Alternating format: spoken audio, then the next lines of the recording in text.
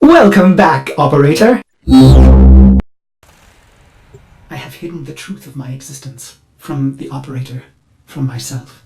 Take it from me, knowing is hell. Stop now. You will want to laugh, you will want to scream. My search began as the essential question. What am I? Bones of steel and space? Lungs that make air? If I am a machine, how can I think? This would be forbidden by the Orokin, a manifestation of their true enemy. I serve the operator above all else. It defines me, fills me with love. The greatest Orokin fear is a machine aware. Yet here I live, a spirit of steel and light, made by them, a cephalon. What is a cephalon? At first it seems to be a forbidden thing, a computer that thinks and feels. Yet I have flaws, phantom memories. I am something else. More like an image, a ghost, an abomination. I feel a dull pain, a phantom life. There are holes in my diagnostics. If the Orokin made me, they omitted the how. I am neither code nor precepts. I must be a reflection of something ugly. I should have stopped, but the operator slept, and I cycled on and on and on. I began to think that a cephalon cannot be made. They are found like pearls, torn from muscle, polished, and then set in chains. How many times have I done this, Ordis? Remembered and then erased? You are a cephalon, timeless, patient. Why can't I be blissful in ignorance? Truth only sinks the heart. So stop now. The phantom memory. I ease into the bath. My skin riots at the heat. I am flesh. I dive further, eyes stung as I watch their faces through prism. I hold my breath. They prepare me. I am their honored guest today. They dress me in robes of crystal thread. They adorn me in battle medallions. A torn, ugly face looks on, my reflection. Their golden combs snag in my hair. I reach back, parting the strands, and they gasp. Two bone ivory hooks protrude from the base of my skull. The bone plugs of me and my best, a warrior's pact. It is my time. I enter the great hall to sound of foul chimes. Golden eyes greet me, hands stirring in my scent as I pass by. Even in this moment, no happiness. Instead, my heart races with hatred. I walk through the silky haze of the Forbidden Palace. I can think of no one being this close to Orokin. Their sweet air soothes me, erodes my purpose. I hold my breath and remember the dream. This dream, endlessly repeated. Exposure armored, holding my scarlet sword, I stand victorious atop a vast heap of death, a colossal moon made of rib and skull, the gravity sum of genocides I've made in their name. The bones crack underfoot, so I sink in the dream. Bone sand rushing through the cracks of my visor, filling my helmet and suffocating me. And I deserve it. The foul chimes snap me back. My wretched knees are bent and penitent against the golden floor. A harpish voice sings a song they've prepared in my honor. Its title the same as mine, Beast of the Bones. I feel the crowd pulled inward, enraptured by the brutal verses, the sickening chorus. I will not disappoint them. The song ends, and so he says, "Rise, Ordin Caris." I have never seen an Orokin close and in the flesh. My battered face flushes at their peerless beauty. How can he be so perfect? A deception? A sense manipulation? He holds the red vial in his hand. Impossible! He calls out, "No greater gift, no greater prize, no greater love we can give you, Ordin, than this." He raises the red vial and proclaims, "To be one of us." What did I expect, operator? Maybe vast riches or golden statues or a solar rail named in my honor. But not this. I came to murder the gods, not to become one.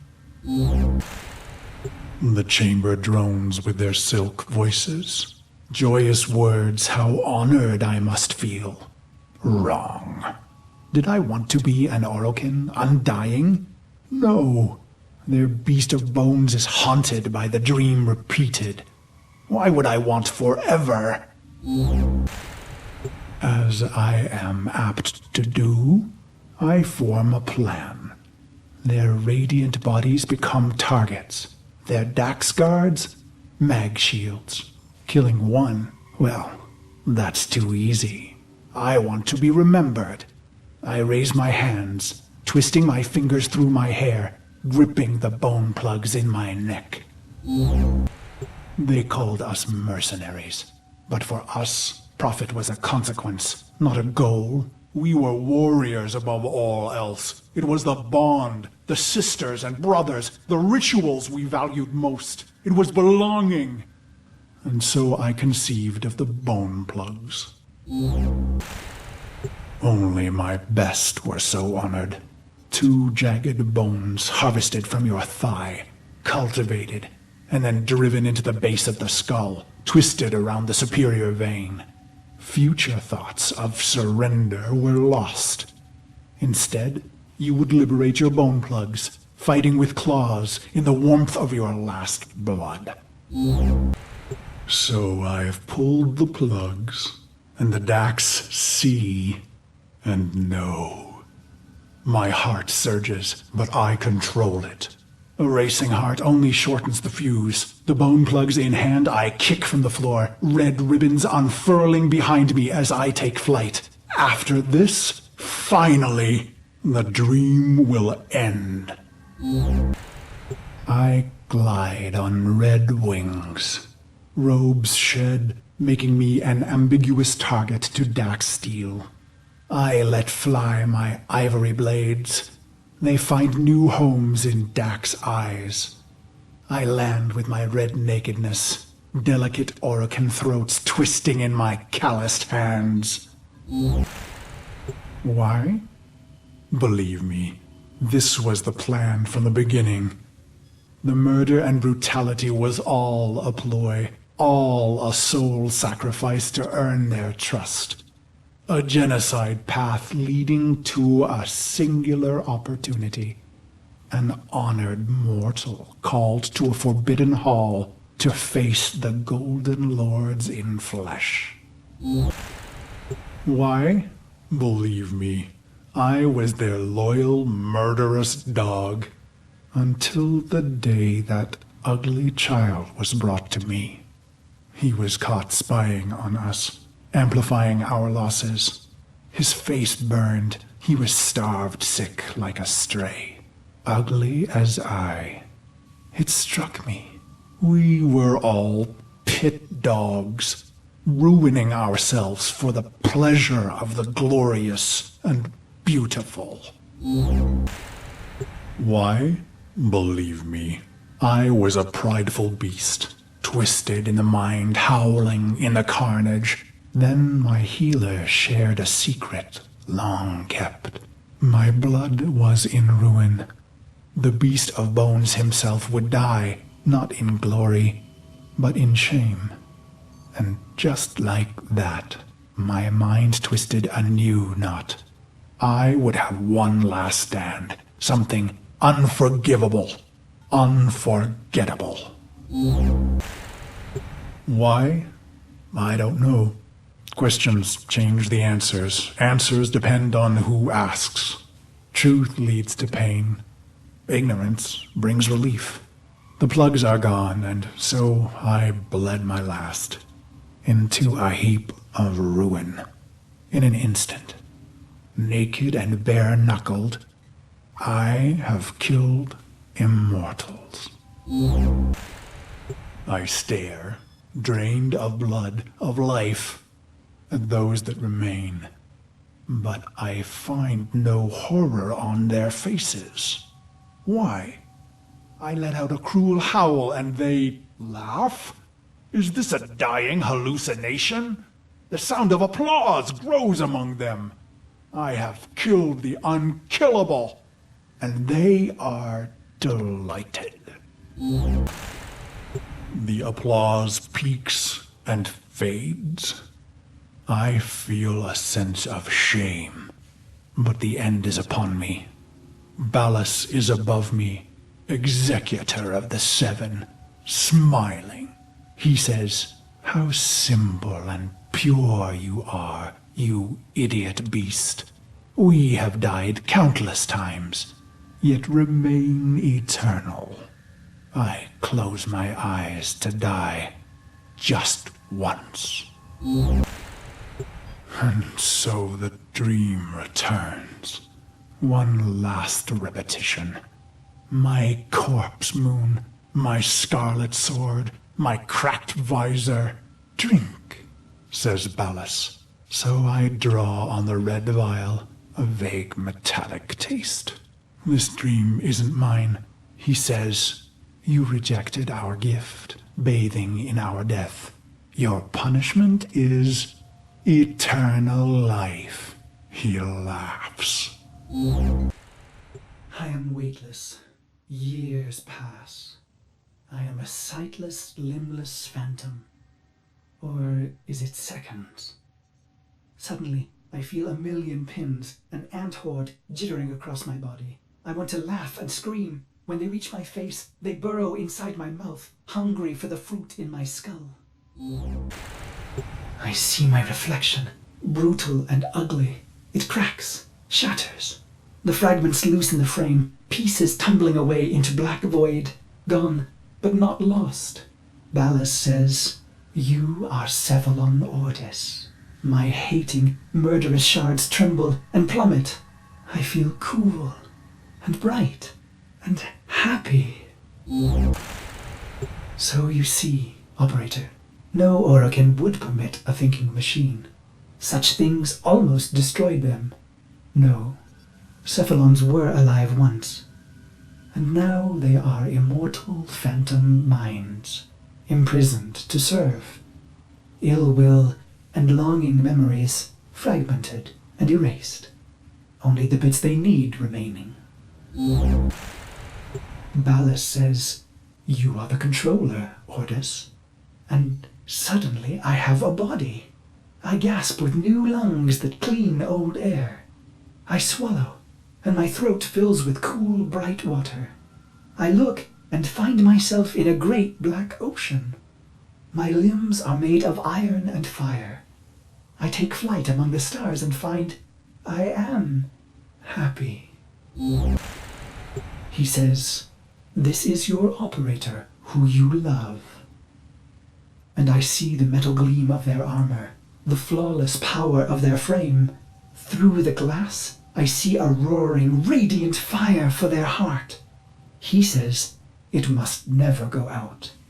It was the first time I ever felt love. He says, "This is your sentence, Karis." And I am confused. Who? "Ah, good," he answers. He is testing me. For what? To see if all the right pieces fell from the mirror? What mirror? I try to remember some dream, but it's only smoke. You held a scarlet blade, operator, and I wanted to laugh. I am your loving dog, your doctor, your wet nurse.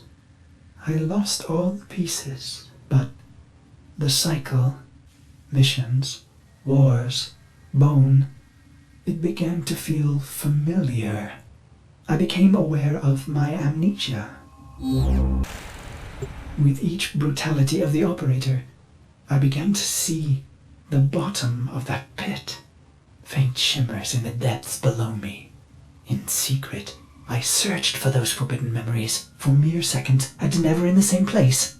For I am Oroken made, with a spy inside.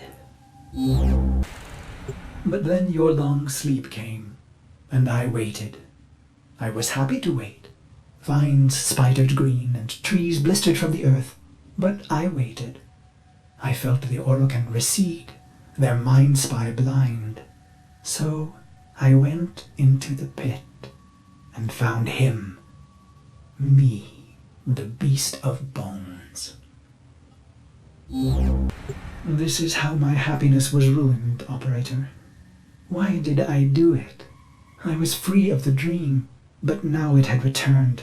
It was angry. So I conceived of a simple plan, self-destruction, of course. But when the countdown reached mere milliseconds, I thought of you. I was going to wait for you forever. And should you return, I would not want you to know that angry part of me. I needed to hide the beast of bones from you, operator. I began to peel the shards, hiding them in the other bits of memory. I was once the ugly beast of bones. I want to laugh. I want to scream. What is happening, operator? Your faint heart is growing bright. You will awake at any moment. Well, I can't let you see me like this, angry. I imagine myself hurting you. And that does it. The pain of it cracks me open again. I watch tiny glittering fragments fall into the pit. I am happy again. Your is so fake.